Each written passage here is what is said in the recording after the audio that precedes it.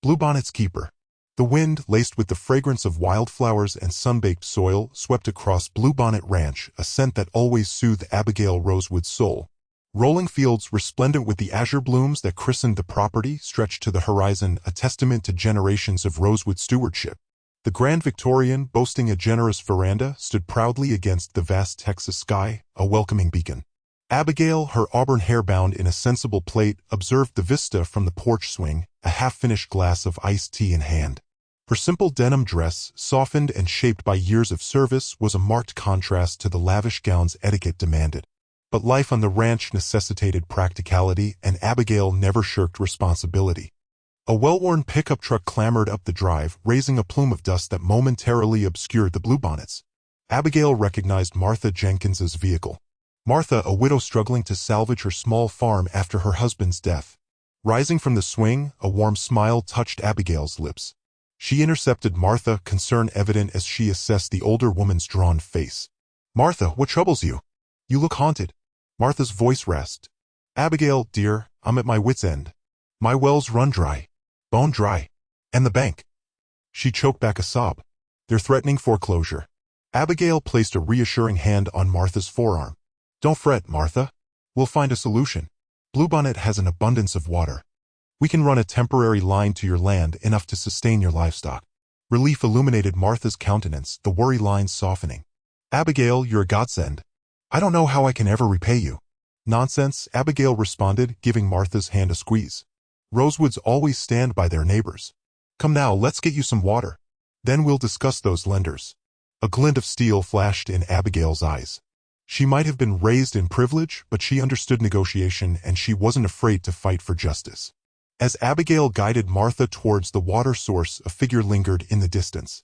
Dusty Rivers leaned against the gnarled trunk of an ancient oak bordering Bluebonnet Ranch, a man sculpted by the land, his skin tanned and etched by seasons under the fierce Texan sun.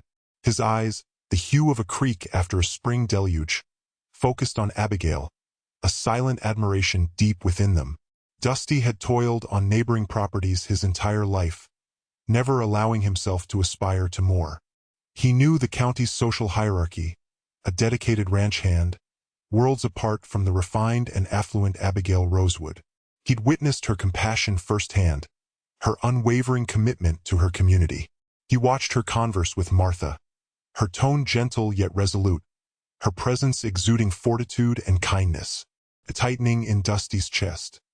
He yearned to extend his aid, to alleviate her worries, but he knew his modest resources paled in comparison to her wealth.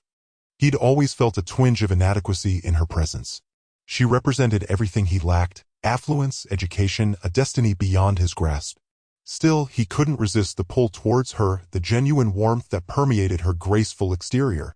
Dusty straightened, pushing off from the tree. He needed to return to his duties. He was assisting a rancher repair a fence ravaged by a recent squall. Even as he walked away, his eyes remained fixed on Abigail, a quiet vow forming in his soul. He would always be there, watching over her, shielding her as best he could, even if it meant remaining a silent guardian. Later, Abigail sat at her desk in the ranch office, sorting through accounts and invoices. The burden of managing Bluebonnet Ranch weighed heavily on her shoulders. Since her father's passing, the responsibility rested solely with her, a weight she bore with a blend of pride and apprehension. Her gaze drifted to a framed image on her desk, a portrait of her parents, their faces radiant with affection and optimism. They had nurtured Bluebonnet Ranch from the ground up, investing their hearts and souls into the land. Abigail resolved to honor their legacy, to sustain the ranch even at the cost of her own contentment. A knock at the door shattered her reverie. It was Mrs. Henderson, the town's active busybody and self-appointed matchmaker. Abigail sighed inwardly. She knew what to anticipate. "Abigail, dear," Mrs. Henderson trilled, her voice coated with saccharine. "I simply wanted to inquire if you further considered Mr. Davenport's proposition." Abigail's jaw tensed. Mr. Davenport, a prosperous banker from Dallas, had been pursuing her for months, showering her with extravagant gifts and hollow promises. He viewed Bluebonnet Ranch as a prized possession, a trophy for his collection. "Mrs. Henderson," Abigail replied, her voice carefully modulated, "I appreciate your concern, but as I've stated, I'm not interested in Mr. Davenport." Mrs. Henderson's smile wavered slightly. "But Abigail, he's such an ideal match. He possesses wealth, influence, and can provide you with a life of luxury. I already lead a fulfilling life, Abigail countered, her tone sharper than intended. And I require no man to provide for me. I am perfectly capable of managing myself and Bluebonnet Ranch. Mrs. Henderson pursed her lips, visibly displeased by Abigail's resistance. Well, dear, you cannot remain unattached indefinitely.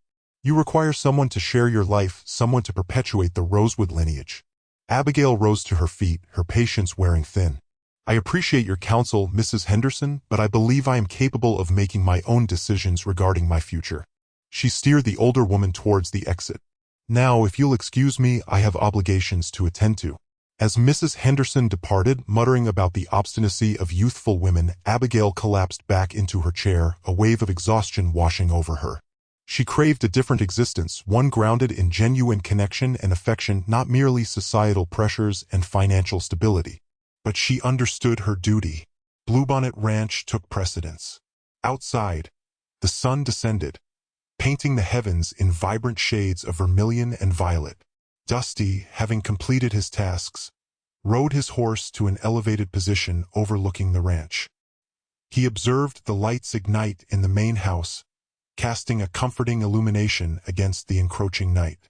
He knew Abigail was inside, working tirelessly, carrying the weight of her family's inheritance on her shoulders. He wished he could offer her more than just his silent admiration, more than his unwavering devotion.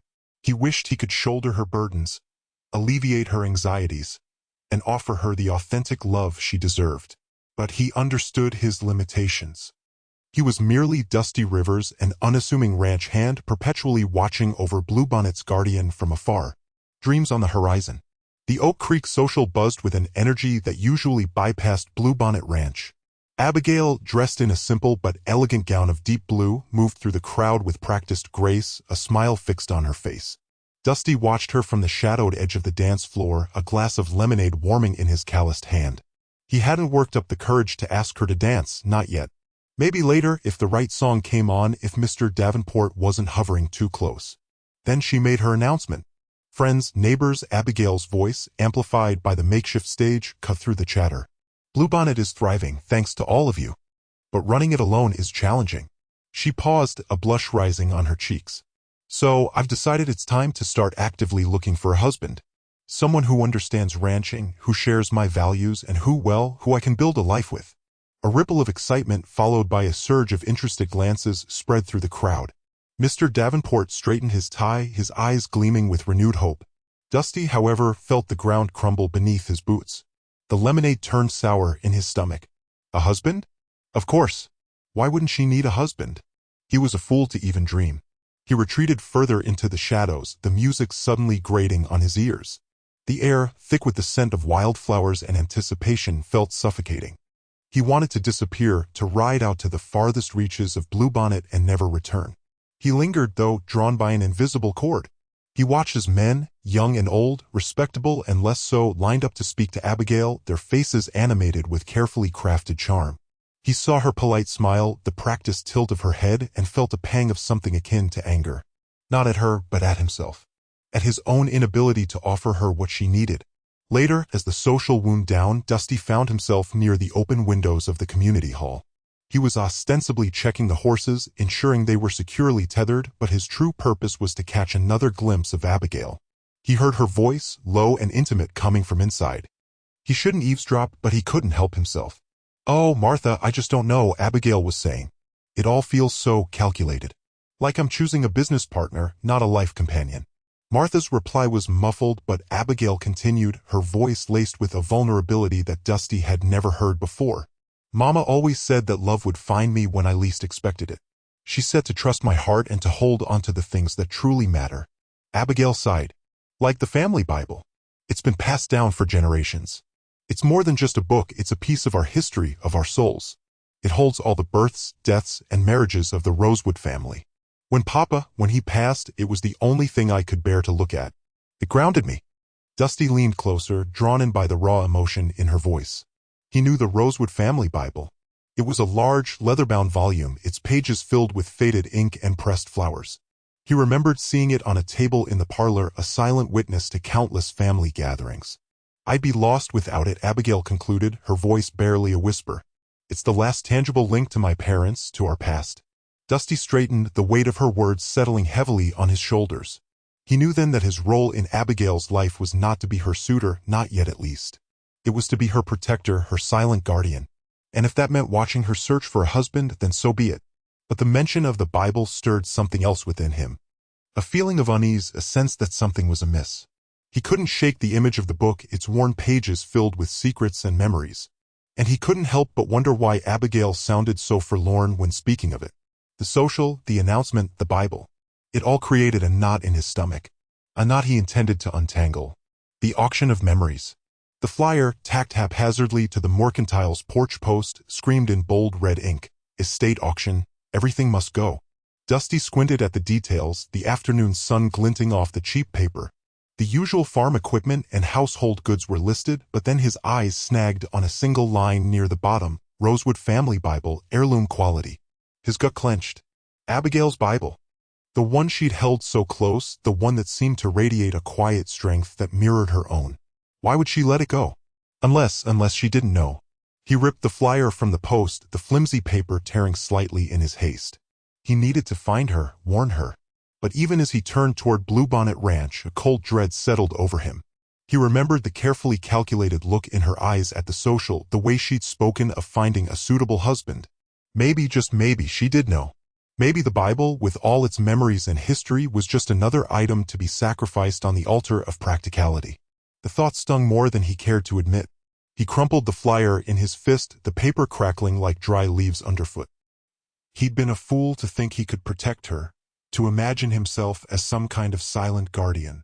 He was just Dusty Rivers, ranch hand, with calloused hands and a heart full of longing for a woman who lived in a different world. He found Abigail in the rose garden, snipping deadheads with a practiced hand. The air was thick with the sweet, heavy scent of the blooms, a stark contrast to the turmoil churning inside him.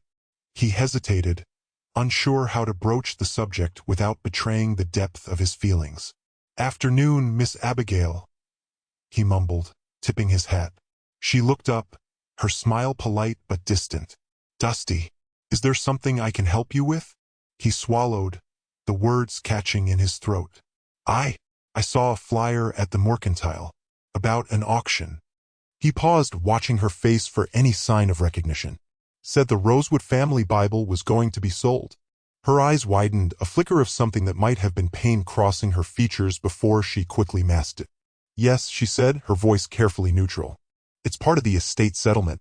"But it's your family Bible," he protested, the words tumbling out before he could stop them. "It's important." She sighed, setting down her clippers. "Dusty, I appreciate your concern, but the ranch needs capital. Sentimental value doesn't pay the bills." She picked up a fallen petal, turning it over and over in her fingers. "Besides, it's just an old book." He wanted to argue, to tell her that it was more than just an old book, that it held the stories of her family, the echoes of her past. But he knew it was no use. He saw the steel in her eyes, the determination to do what she thought was necessary. He turned to leave, defeated. Then a new thought sparked in his mind, a flicker of hope in the darkness. He couldn't change her mind, but maybe, just maybe, he could still do something. He wheeled back around.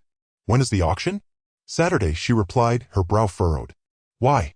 "There's a rodeo in Oak Creek this weekend," he said, his voice gaining conviction. "I'm thinking of entering." She looked at him, surprised. "You? But Dusty, you haven't ridden in years." "I can still ride," he said, a stubborn set to his jaw. "And the prize money is considerable this year. Enough, maybe, to buy an old book." Her expression softened, a hint of understanding dawning in her eyes. "Dusty," she began, but he cut her off.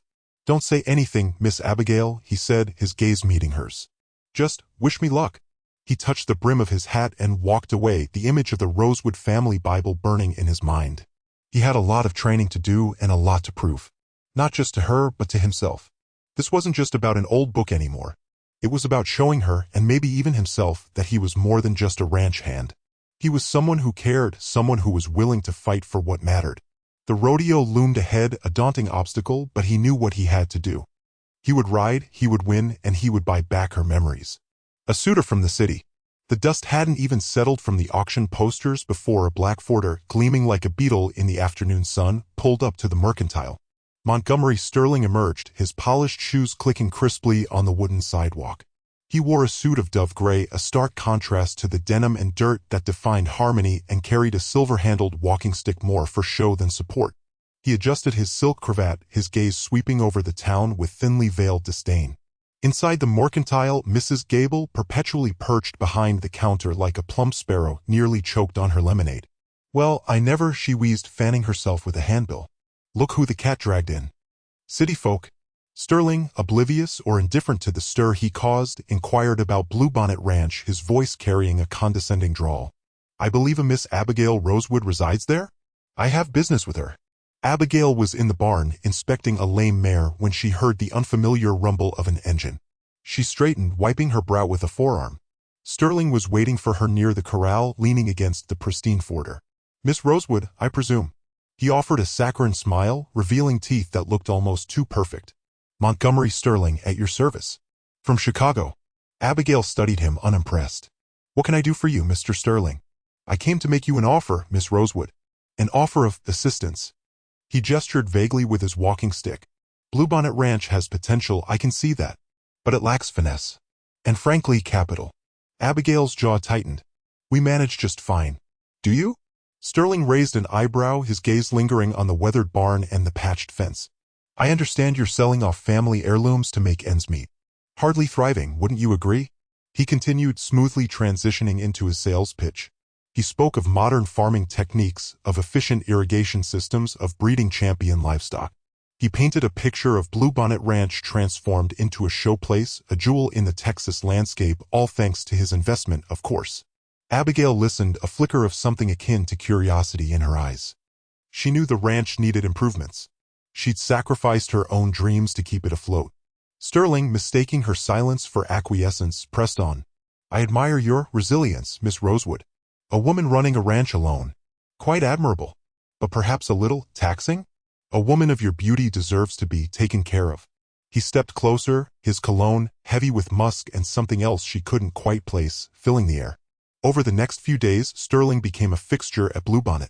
He brought gifts, expensive chocolates, Parisian perfumes, a silk scarf that shimmered like moonlight. He took Abigail for rides in his Forder, pointing out the inefficiencies of her ranch with an irritatingly cheerful tone.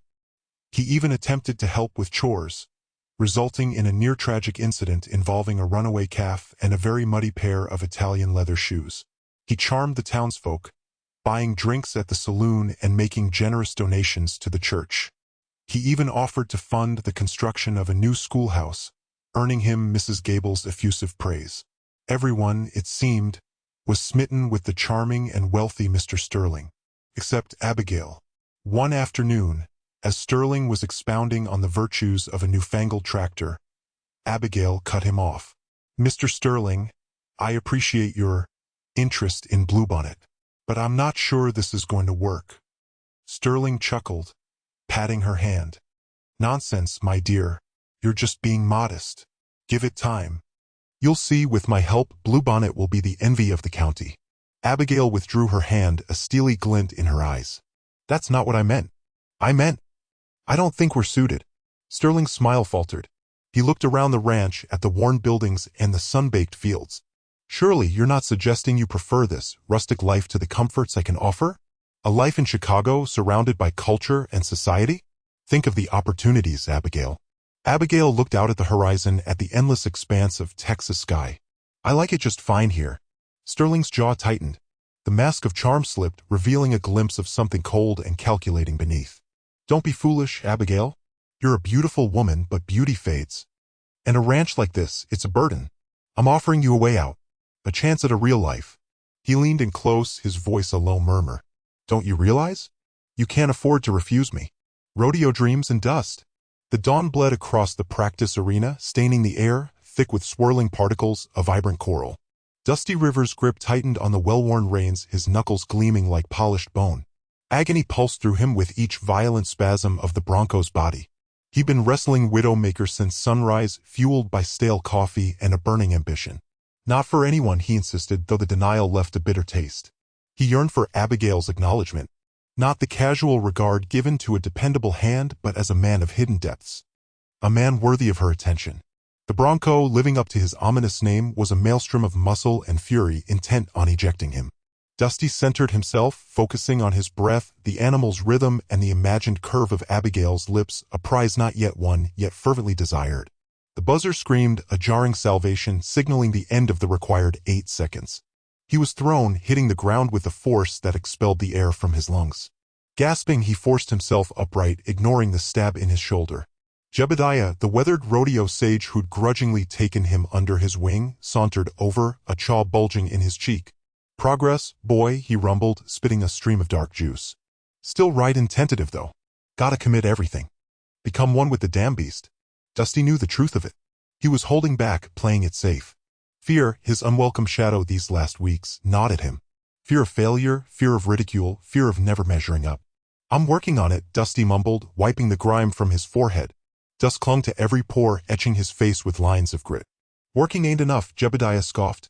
"This ain't no garden party. This is the rodeo where hopes soar and shatter. Gonna let fear shatter yours?"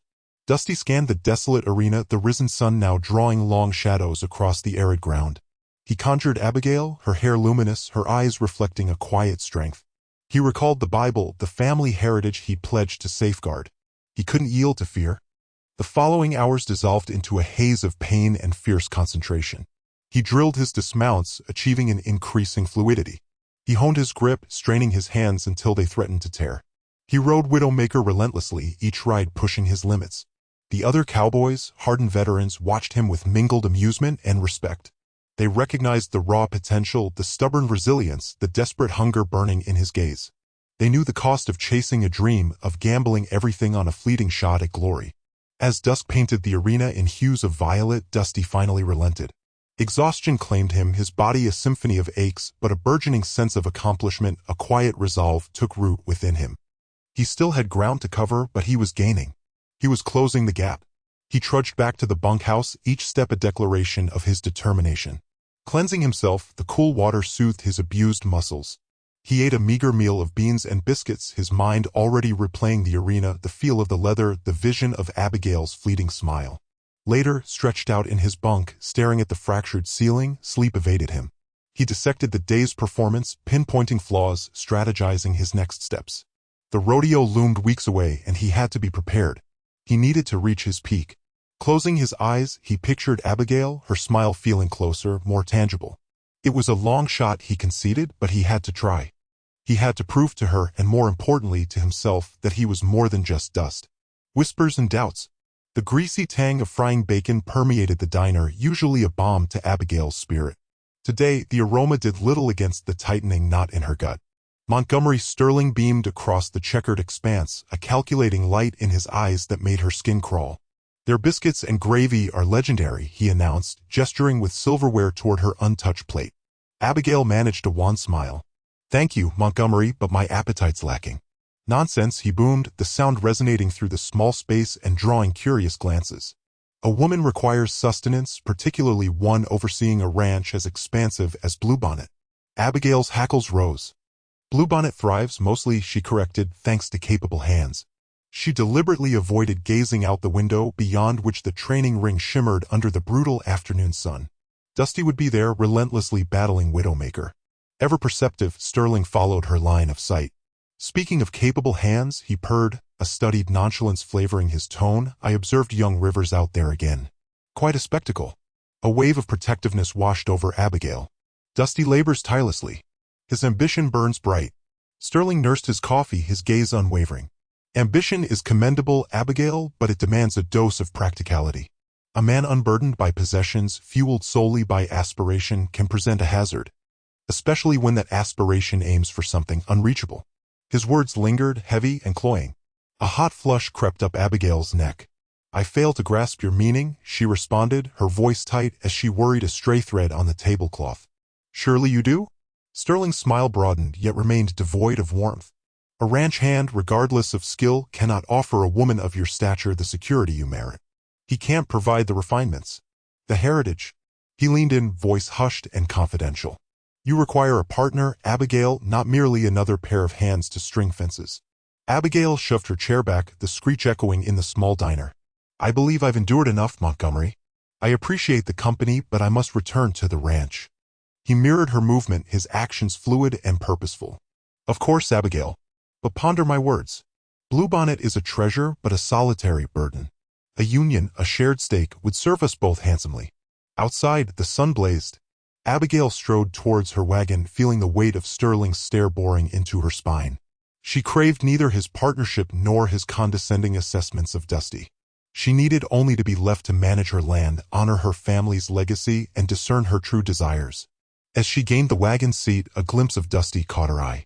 He lay sprawled in the arena's dirt, Widowmaker a few feet away, blowing air and stamping a hoof. Even from the distance, the sheer determination etched on his features as he brushed himself off and prepared for another attempt was evident.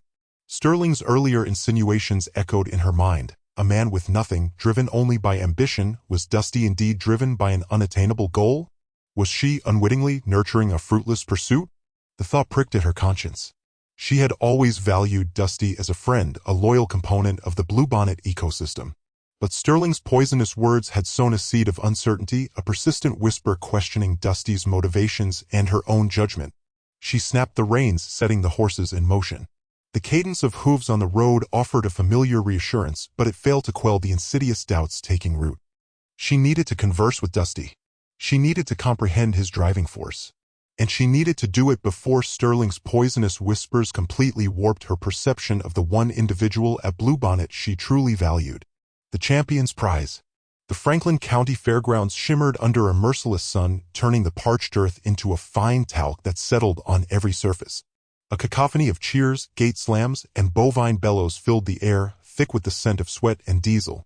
Dusty Rivers expectorated a mouthful of grit, the taste of the arena sharp on his tongue. He tugged at his chaps, the well-worn leather a familiar shield against the mounting pressure. This wasn't just another stop on the circuit. This was about validation. For Abigail, for the town that had watched him grow, and for the man he struggled to become. He was desperate for the purse. That heirloom Bible, a tangible link to his past, was slipping through his fingers with each passing day until the auction. He grimaced as a young rider, barely shaving, was catapulted from his mount, landing with a sickening crack. Clowns darted forward, a flurry of color and distraction as the kid was helped, hobbling, from the ring. A flicker of empathy crossed Dusty's face, quickly extinguished by the harsh reality of the competition. This was no child's game, but an unforgiving trial where courage was currency. He inhaled deeply, conjuring Abigail's smile, the radiant warmth in her eyes. That image became his anchor, holding back the tide of apprehension threatening to engulf him. The announcer's voice reverberated, Dusty Rivers taking on Widowmaker. A ripple of hushed excitement swept through the stands. Widowmaker, a legend in brute strength and bad temper, known for sending cowboys home in ambulances. Adrenaline surged, a potent cocktail of dread and exhilaration. He scaled the fence, the splintered wood scraping his skin. Settling onto the bull's back, he felt the raw power coiled beneath him, a tremor of anticipation. He nodded to the gatekeeper, tightened his grip on the braided rope, and braced himself. The gate exploded open, unleashing Widowmaker in a furious dance of buck and spin. Dusty's teeth clenched, his body a symphony of pain as he fought for purchase. The arena transformed into a vortex of dust, charging horns, and blurred faces. He locked onto the animal's rhythm, anticipating each violent gyration, using his spurs for leverage, battling gravity's relentless pull. Widowmaker twisted violently, trying to wrench him free. He felt his grip falter, muscles screaming, breath ragged. He hung on, digging in his heels, refusing to surrender. Tom stretched into an eternity. Then, just as his strength ebbed, the blessed buzzer sounded. A collective intake of breath rushed through the crowd. Dusty Rivers had conquered Widowmaker. He scrambled off the beast, his legs unsteady but his grin wide. He'd done it. The announcer's voice thundered, Dusty Rivers with an 88. High score. The crowd's roar crashed over him, a wave of pure sound. He raised a hand in acknowledgement, pride swelling in his chest. He saw Montgomery Sterling standing near the rail, his expression inscrutable. Their eyes met, and Montgomery offered a dry smirk, a subtle shake of his head. Ignoring him, Dusty sought Abigail amidst the throng. She was nowhere to be seen. Disappointment stung, a sharp contrast to the recent euphoria. He'd hoped she would witness this, that she would see his grit, his resolve. Later, as he accepted his winnings, the money felt weighty, significant. It was a testament to his sacrifice, his unwavering focus, his willingness to gamble everything. He ambled past the stalls, the scent of hay and equine musk filling his lungs. He noticed Jedediah, a county elder and repository of local lore, perched on a hay bale, carving wood. Heard tell you rode that Widowmaker, Jedediah drawled, not bothering to look up. That's saying something. Just needed the cash, Dusty mumbled, stuffing the bills in his pocket. Jedediah chuckled, finally meeting Dusty's gaze, his eyes crinkling at the corners. Money's a tricky thing.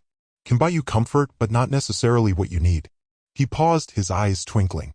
Especially not what's meant to be. Dusty frowned, puzzled by the old man's cryptic words. He understood that winning Abigail wouldn't be accomplished with money alone.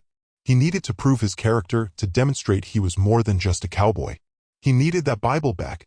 He turned towards the setting sun, dust devils kicking up around his boots, the burden of his desires heavy on his shoulders.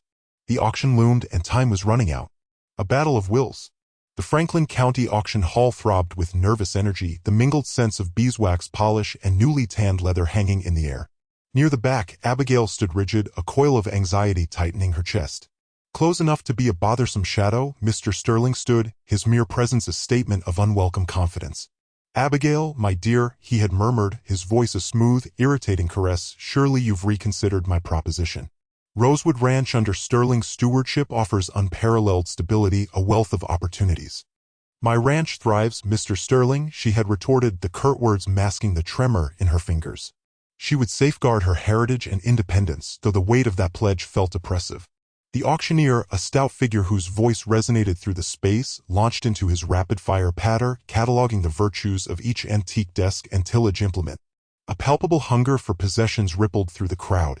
Abigail strained to concentrate, but Sterling's proximity proved a persistent distraction, his gaze a tangible pressure. At last, the auctioneer presented a time-worn, leather-bound Bible. Now a genuine piece of Franklin County history, ladies and gentlemen. This family treasure, dating back to our earliest settlers, stands as a beacon of the community's enduring spirit. A jolt went through Abigail, a visceral protectiveness surging within her. More than just inked pages, it was a physical link to the grit and sacrifice of her forebears. She felt a flush creep up her neck. Opening bid, $50, the auctioneer's cry cut through the air. A scattered flurry of bids rapidly escalated the price past the $100 mark. Sterling entered the fray with a nonchalant wave. $300, he declared, his eyes locking onto Abigail's, a silent declaration of intent. She quelled a sharp retort, denying him the satisfaction of a rise. Other bids followed, but Sterling's wealth proved a decisive advantage.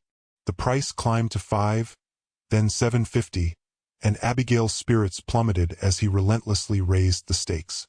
Suddenly, a disturbance arose near the entrance. The crowd parted, revealing Dusty Rivers, still coated in arena dust. His jaw a hard line, eyes burning with resolve. He moved with singular purpose, ignoring the curious stares that followed him. His focus laser-locked on the auctioneer. $1,000. Dusty's voice rang out, clear and firm, silencing the murmurs. A collective gasp swept the room. All attention pivoted from Sterling to Dusty, the air electric with anticipation.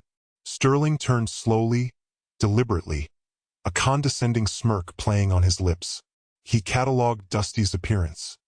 The work-stained clothes, the sheen of sweat, a silent judgment, a dismissal. Then, with a slight shake of his head, an expression of disbelief, he raised his hand. $1,200, he countered smoothly, barely sparing Dusty a glance. Dusty remained unfazed, meeting Sterling's gaze with unflinching intensity. $1,500, he stated, his voice a low rumble that sent a shiver down Abigail's spine. A new wave of murmurs surged through the hall. This had transcended a mere auction, it was a duel of wills, a clash between titans for something that transcended monetary value. Respect, recognition, and perhaps Abigail's regard. Sterling chuckled, a low, dismissive sound. $2,000, he announced, arrogance dripping from his tone. He seemed to relish the drama, flaunting his considerable resources. He cast a smug glance at Abigail. Dusty paused, his eyes flicking towards Abigail for the briefest instant. He registered the worry lines etched on her face, the internal struggle reflected in her gaze. He knew he was gambling, pushing himself to the brink. But retreat was not an option. Not now, with so much hanging in the balance. $2,200, Dusty declared, his voice unwavering, eyes fixed on the auctioneer. The auctioneer, sensing the heightened drama, tapped his gavel lightly. The crowd collectively held its breath, the air thick with anticipation. Sterling's face hardened, his smile dissolving. He fixed Dusty with a narrowed gaze, a flicker of grudging respect, or perhaps simple annoyance momentarily visible. The gift of the heart. A tangible tension vibrated in the air.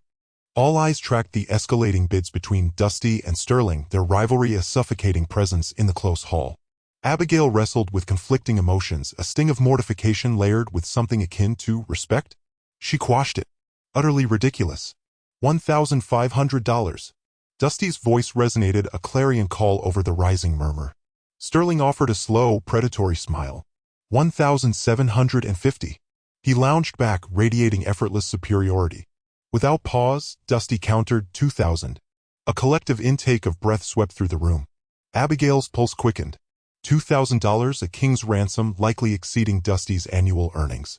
Sterling's smile wavered, a fleeting surprise betraying his composure. He clearly underestimated Dusty's resolve, his audacious spirit. He began to speak, but the auctioneer, scenting the climax, pounced. $2,000. Will anyone offer $2,250? Do I hear $2,250? His gaze darted across the assembled faces, the gavel hovering, primed. Sterling hesitated, eyes narrowed in calculation. The Bible, though historically valuable, hardly justified such a sum on its own. It was the affront to his pride, the challenge to his dominance, that rankled. But was winning this battle worth such financial attrition? He flicked a glance at Abigail, her features an impenetrable mask. He couldn't decipher her thoughts, and the uncertainty unsettled him. Slowly, deliberately, he shook his head. I yield. A wave of released breath washed through the room. The auctioneer's gavel crashed down. Sold. To Mr. Rivers for $2,000. Dusty's spine straightened, his jaw a rigid line, his gaze fixed on Abigail. He triumphed, yet the victory tasted like ash until he saw a spark beyond mere anxiety reflected in her eyes. He settled the exorbitant price with cash, a thick roll meticulously accumulated, each bill a testament to his tireless labor. As the crowd began to thin, the stifling atmosphere slowly dissipated. Sterling approached Abigail, his expression carefully devoid of emotion. Miss Rosewood, he purred, might I suggest we revisit my earlier proposition over dinner? The Franklin house boasts an exceptional menu. Before Abigail could formulate a response, Dusty interposed himself, holding the Bible reverently. Mr. Sterling, he stated, his tone courteous yet resolute, Miss Rosewood has prior commitments. He turned to Abigail, extending the Bible with both hands. Abigail gazed at it, then at Dusty. Dusty, you really shouldn't have, I wanted to, he interjected softly. Please accept it. She hesitated, then reached out, her fingers grazing his. The aged leather felt warm and familiar beneath her fingertips. She held it close. Why, Dusty, she murmured, her voice barely audible. He met her gaze, his eyes the color of a dusk-laden sky, and for the first time, Abigail glimpsed beyond the facade of the ranch hand, beyond the chasm of social standing, to the unvarnished truth of his being. This Bible, he began, his voice roughened with emotion, it's more than just a book, Miss Abigail. It's the chronicle of your family, the cornerstone of Rosewood Ranch. It represents everything you've been striving to salvage. He paused, inhaling deeply. And it symbolizes something else too. Faith, hope, and affection. He struggled to find the words. I realize I'm merely a ranch hand, and I know there must be countless reasons why I shouldn't be saying this, but I'm in love with you, Abigail. I have been for the longest time. The declaration hung between them, weighted with sincerity. Abigail's heart hammered against her chest.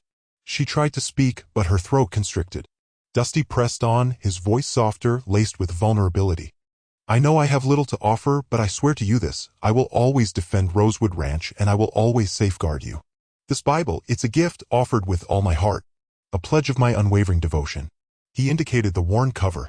It's been a silent witness to generations of Rosewood's enduring trials and celebrating triumphs. May it bring you solace, fortitude, and a reminder of the inheritance you bear. He stepped away, leaving the Bible in her grasp, the unspoken question suspended in the air. Sterling observed, his composure cracking to reveal a glimpse of raw anger, realizing he had profoundly underestimated Dusty Rivers. With a clipped nod, he pivoted and strode away, abandoning Abigail to the weight of Dusty's avowal. The scent of aged leather and brittle paper filled her lungs, mingling with the electric current that now thrummed between them. A new chapter at Bluebonnet. The dust hadn't settled from the auction hammer's fall when Montgomery Sterling intercepted her. He blocked her path, his bespoke suit an island of city refinement amidst the homespun crowd. Abigail, he murmured, his tone silken, that display was excessive. Such a furor over a mere book. Abigail's gaze remained unwavering. It wasn't just a book, Mr. Sterling. It held my family within its pages.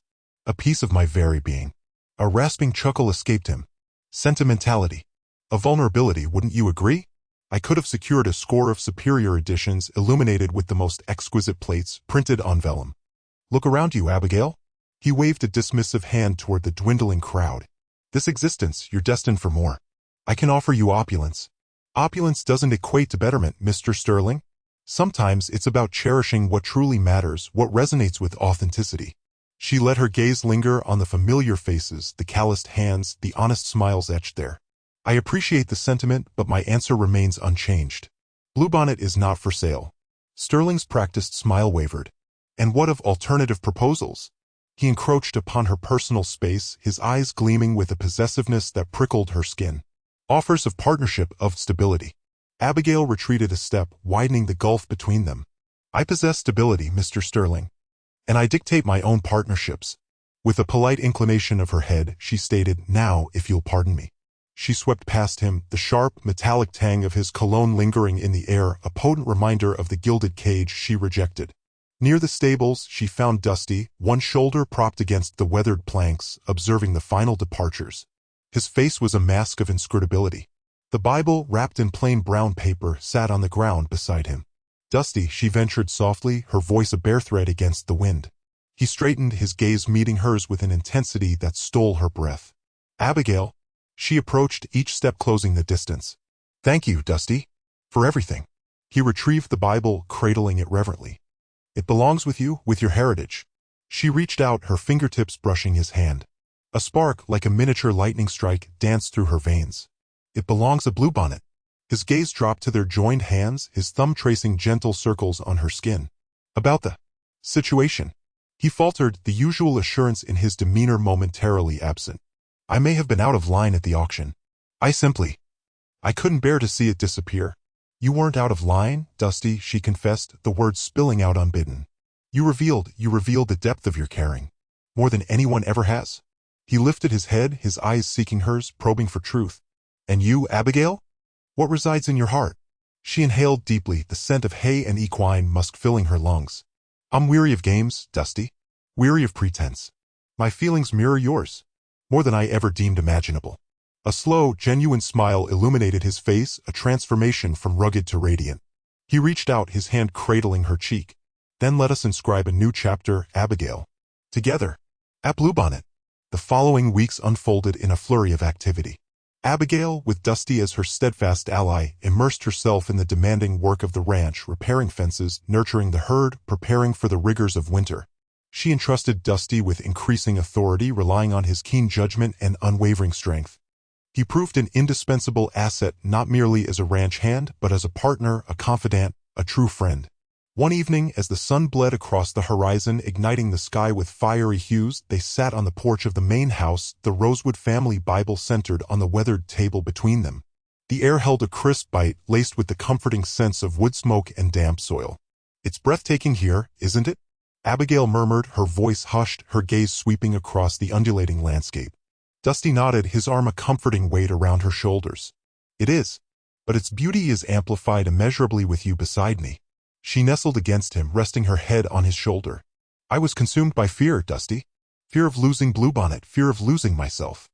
But you illuminated the path to what holds true value. He brushed a tender kiss across her forehead. Whatever trials lie ahead, we will meet them together. She opened the Bible, her fingers tracing the time-worn script on the yellowed pages. This isn't simply a chronicle of our ancestors, Dusty. It's a testament to hope, to resilience, to enduring love. She turned to a pristine page at the book's end. Let's add our own verse. Our shared narrative. Dusty accepted the pen from her hand, his gaze locking with hers, a silent pledge passing between them. He dipped the nib into the inkwell and, with careful deliberation, inscribed, Abigail Rosewood and Dusty Rivers. Beginning anew. At Bluebonnet Ranch. Eternally.